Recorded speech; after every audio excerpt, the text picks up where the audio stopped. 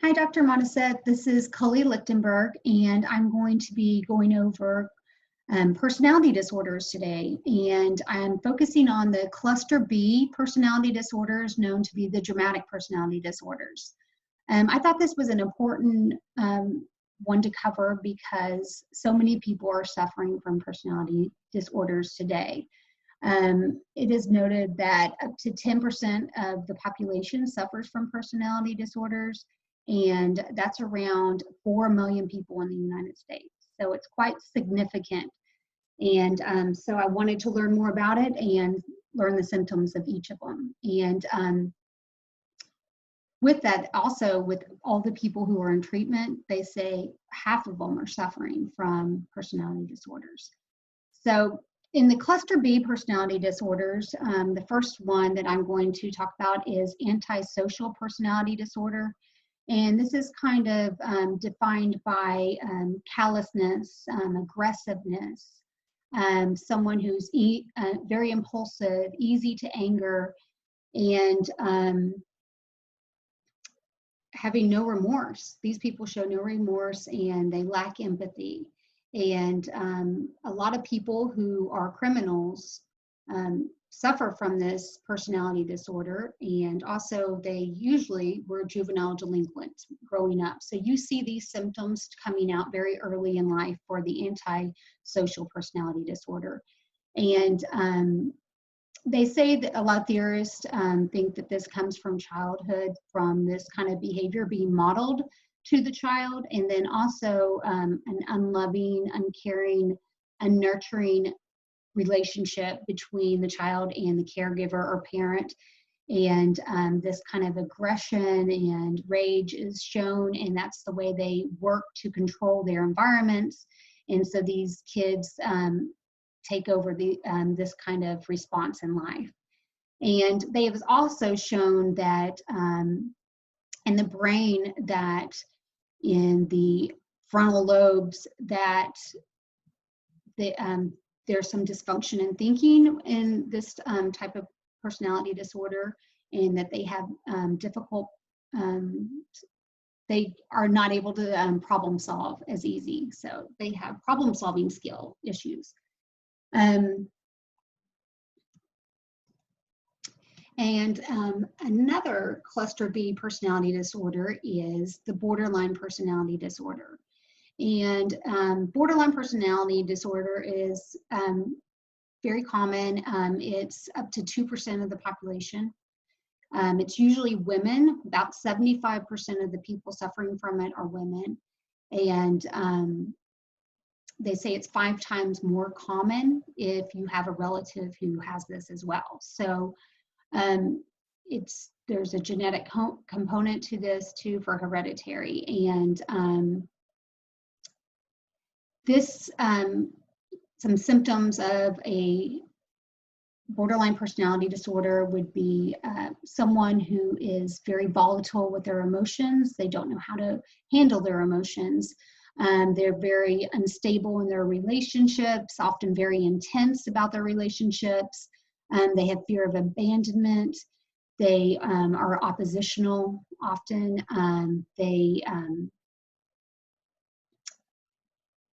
They often have identity issues. They cling to people in their lives and change, like if someone's into sailing, they're into sailing. If someone's into certain type of music, they're all of a sudden into that certain type of music. So they're constantly shifting and changing their identities to kind of have their emotional needs met with others. And there's often self-mutilation done by these people, harming themselves because they'd rather hurt themselves than to process their emotions. So there's a lot of physical harm, and then also there's a tendency to attempt suicide. And so it's a personality disorder that is very serious, and often is connected with depression and other disorders. So it's one that you have to really handle carefully, and have a lot of needs to be met and monitor it. People who are suffering from borderline personality disorder often come from an abusive childhood. There's either physical, emotional, or sexual abuse, and their feelings were never validated. They were never accepted. They had kind of a detached parent that was not loving, did not guide them. And so they didn't get the developmental skills that they needed to understand their emotions, to process emotions, and also to accept themselves. So they struggle with that, and they're highly emotional. There's an overactive amygdala in personality, in borderline personality disorder. And that's where negative emotions are harnessed and triggered, and also fear. So it's overactive because that's how they process every emotion, because from all the trauma and neglect that they went through in childhood. So that's their knee-jerk response. Their amygdala is reacting to everything. And so it's a struggle for them to learn how to balance their emotions and process them in a healthy way. They've also shown in the prefrontal cortex in these people that it's dysfunctional, and this is the area where you maintain self-control and also problem-solving skills. So that's a biological consideration for this disorder. Another cluster B personality disorder is the histrionic personality disorder. And this one used to be called hysterical personality disorder. And it's kind of defined by a person who is a chameleon. They change to get attention from whoever they're around. So these are attention-seeking people who often conform and change to whoever they're around to get the attention. And they can act seductive, they can act outlandish, just constantly needing that attention to feed off of it and to feel good emotionally. And they often come up with somatic symptoms. They are feigning illness to get attention, or they constantly have some point of drama going on in their life to maintain this attention. So that's one of the signature parts of this disorder. This disorder also stems from childhood, often a very cold and controlling parental relationship with the child, where the child does not get much validation. They don't get their emotional needs met. They're constantly trying to people please to receive love. And so there's a very low self-esteem, and they struggle through life because they've never had these fundamental needs met. And so they behave in these ways, trying to control their environment. They also have a very large sense and fear of abandonment. So they cling on to relationships, even when they're unhealthy relationships, and they most often are. And with the histrionic personality disorder, the therapist needs to know not to act too familiar with them, because they often cling on to people and will tell you what you want to hear. So you would have to take an approach of listening and guiding them very professionally, and never engaging in that seeking of attention that they're asking for, especially when it's sexually provocative and things like that, because they use that to constantly gain attention and love and manipulate situations. So that's something that the therapist needs to be aware of, and also just handle them very professionally, outline things, and never feed into that kind of interaction that they're seeking, because that's the way they get their emotional needs met. And then finally, the last cluster B personality disorder is narcissistic personality disorder. And this personality disorder we're seeing more and more often today. It's kind of praised in society.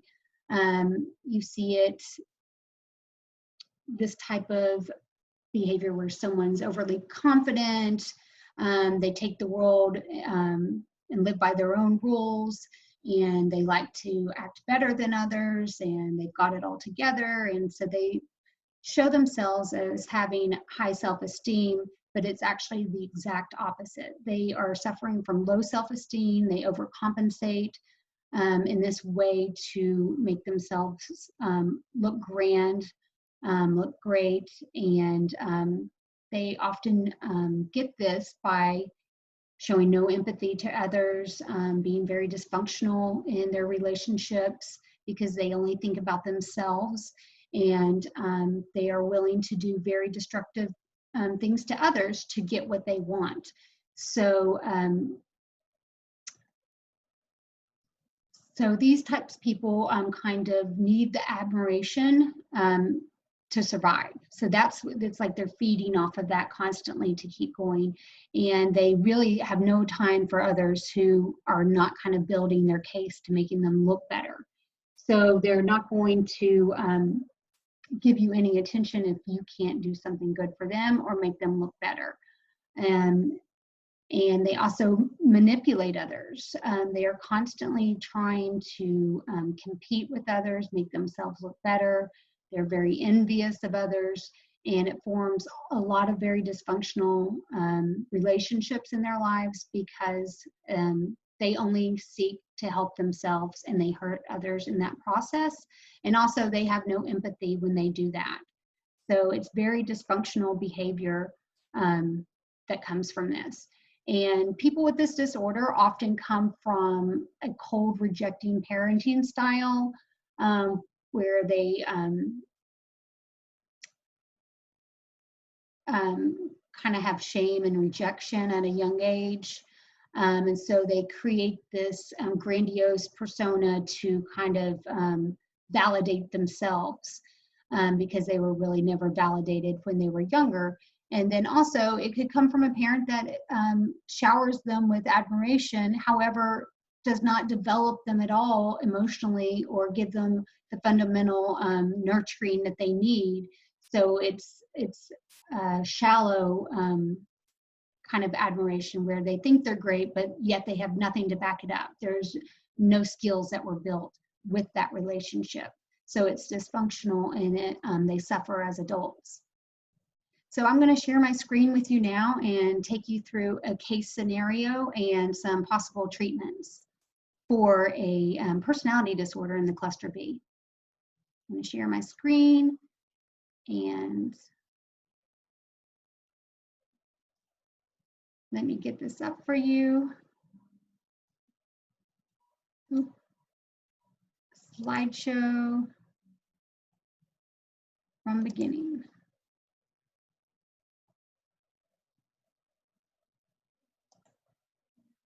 Oh, it didn't go. So cluster B personality disorders. Cluster B personality disorders, a case scenario. A client comes in, seeks out a therapist due to a romantic breakup, and they are experiencing depression. So some symptoms that they show are fits of rage and overwhelming sense of loss. They constantly seek to reconnect with the unresponsive, estranged partner. Even though the partner's not desiring them, they still are fighting for it. Conflicts with work relationships or frequent absences. They have low self-esteem and destructive habits. And they also cling to new people in their lives. They become instantly close and kind of take on parts of that person's identity that they're clinging to. This client was digging her fingernails into her forearms where there's noticeable marks, so there's self-mutilation and self-harm. And this client's dodging conversations that reveal childhood trauma, doesn't want to speak about those things, and is very highly sensitive and defensive. And this came down for a diagnosis of borderline personality disorder. So, some important considerations when you're dealing with any personality disorder, but cultural norms and behavior are often defined by where you live and what's considered dysfunctional or disorder. For instance, in collective societies like in China, you don't see these personality disorders as much as you do in the United States.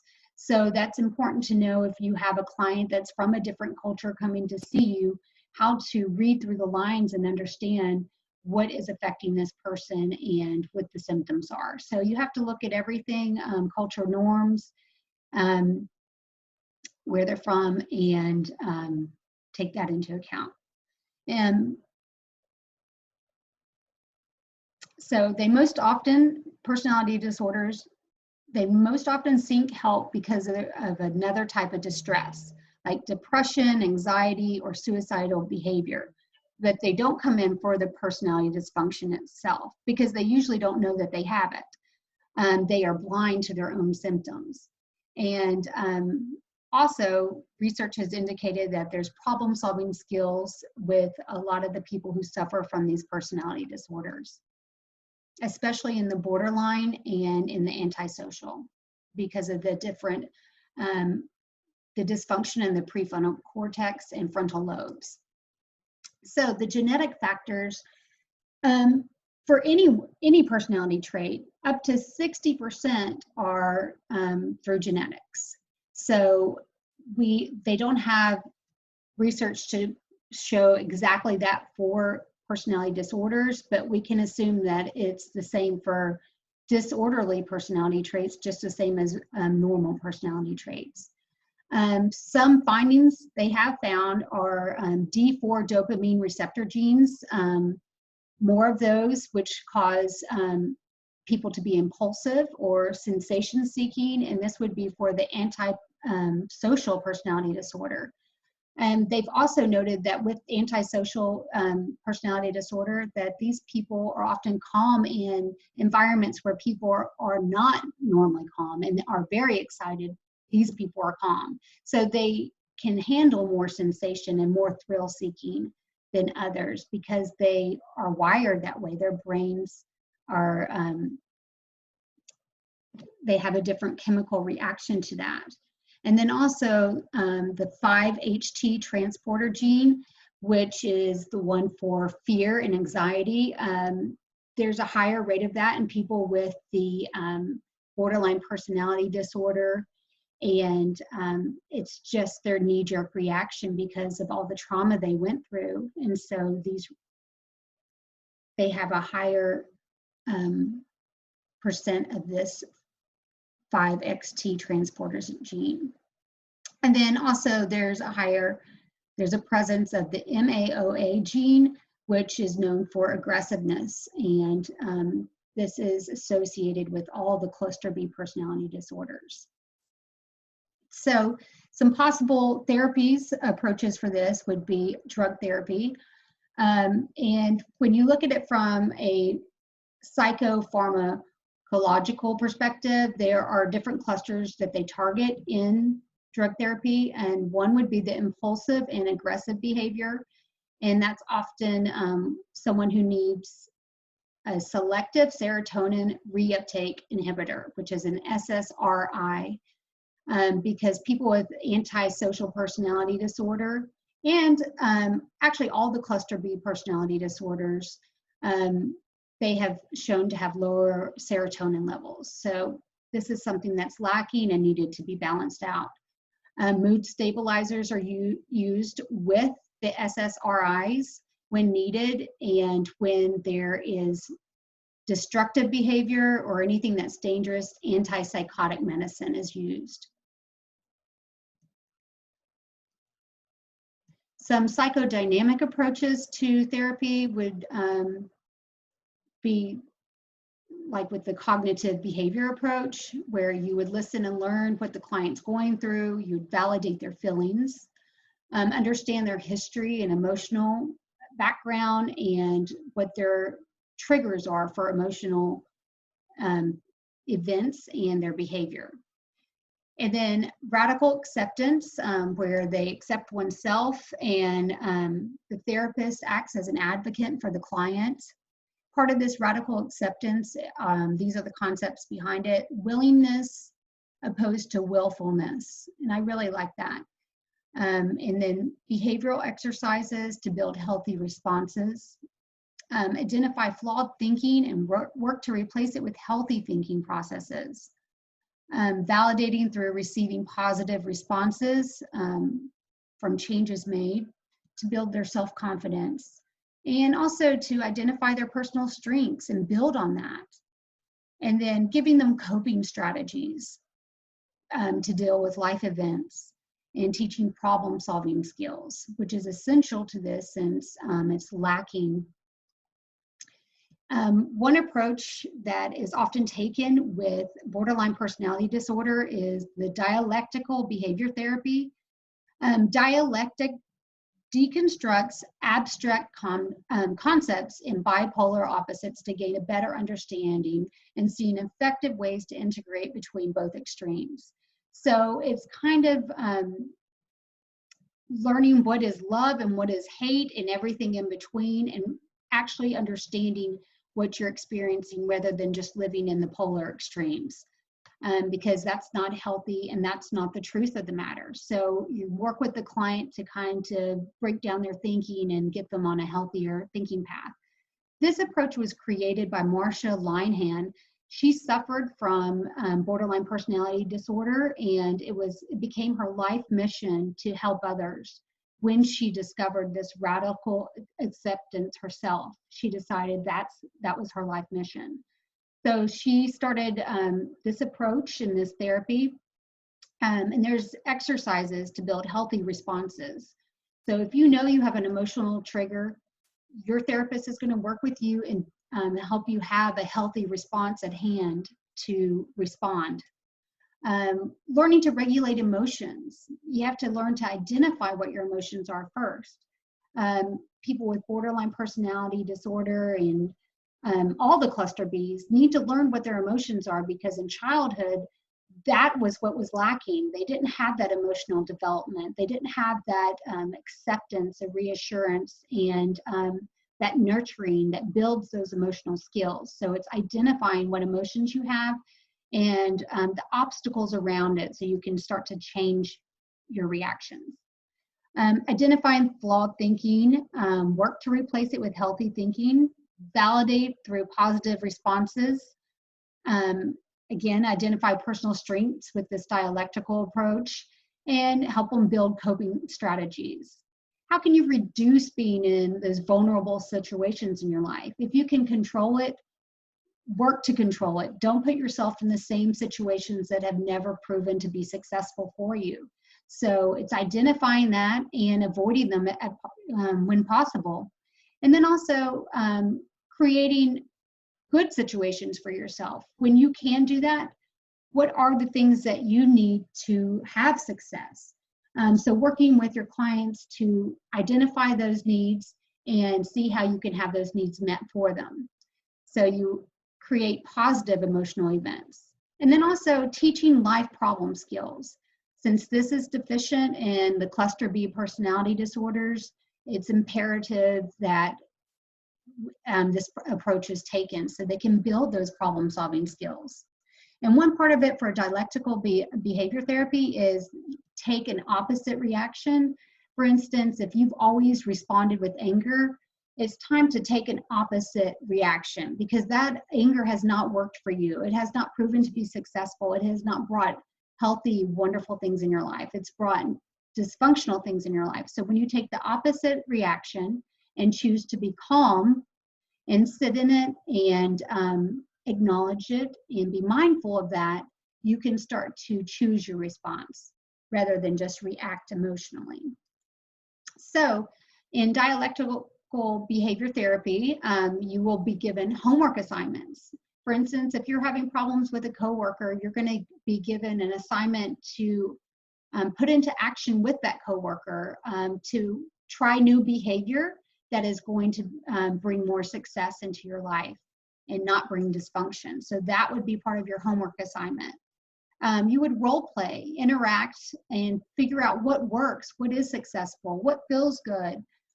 So you would role play with your therapist and with others, and then also practice self-soothing skills.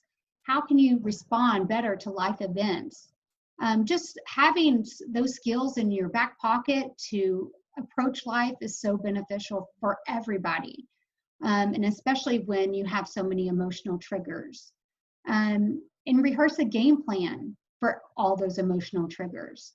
If you know that something's going to be upsetting, have your game plan. What are you going to do when that happens? Think about it beforehand and plan it out.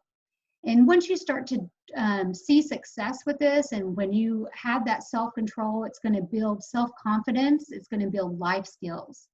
And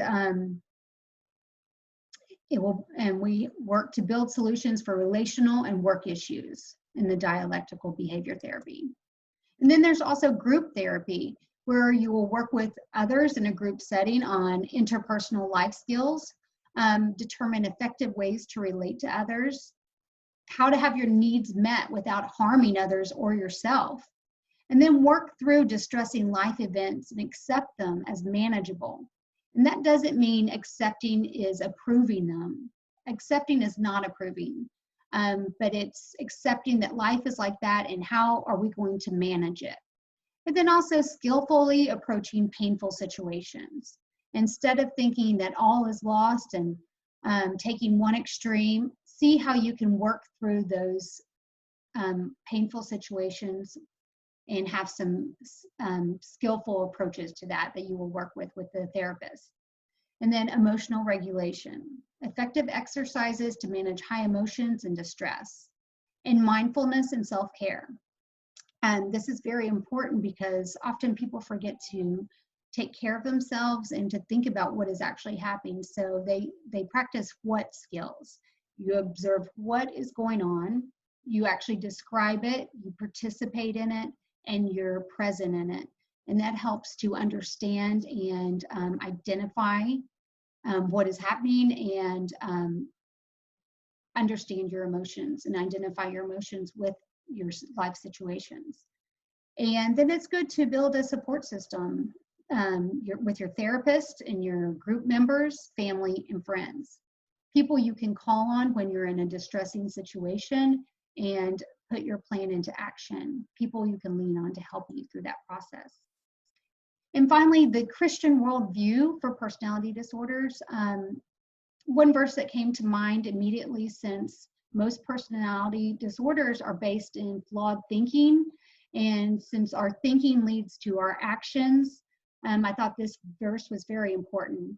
2 Corinthians 10:5, it says, "We demolish arguments and every pretension that sets itself up against the knowledge of God, and we take captive every thought to make it obedient to Christ." Our mind, body, and spirit are connected, and each thought we choose to hold has an effect on our body. So it's so important that it's almost like we're in war. We've got to actively grab those negative things that are destructive to ourselves and work to change those. And it's an active process. It's something you have to work towards. It doesn't just happen by sitting there and hoping that it will happen. So when you have a negative thought, you have to take it and base it and put it in front of God's truth and ask yourself, is this truth or is this flawed thinking? And then when it's flawed thinking, you remove it. And then you replace it with God's truth. Some basic approaches that will help you with God's truth. One verse, Psalm 139:14. "I praise you because I am fearfully and wonderfully made. Your works are wonderful. I know that full well." So approaching life from what God says about you rather than what the world does is so important. In this verse, it shows that you were uniquely made with love, and that you are not an accident. You are here and you are validated. You are loved. You are accepted. So when you kind of approach life from that point of view, rather than from all the dysfunction that you had in your life and in the world, especially from childhood, when you change your approach and where you're coming from and come out of this healthy approach that God lays out as our foundation, then it will help you take those flawed way of thinking and transform it. And another verse that's very important for this is Jeremiah 1:5. "Before I formed you in the womb, I knew you. Before you were born, I set you apart. I appointed you as a prophet to the nations." God made you with a unique purpose. Your life is valuable. You are loved. Everything is possible when you choose to listen and to follow what God says. So when people understand this truth, they realize they don't have to listen to all the lies that have been spoken over them. They can take those thoughts and start to transform them one by one, because our thinking, what we hold in our hearts and in our minds, determines our behavior. So once we can have healthy thinking, we can have healthy behavior. Thank you so much for your time, and I hope you have a wonderful Mother's Day. Thank you.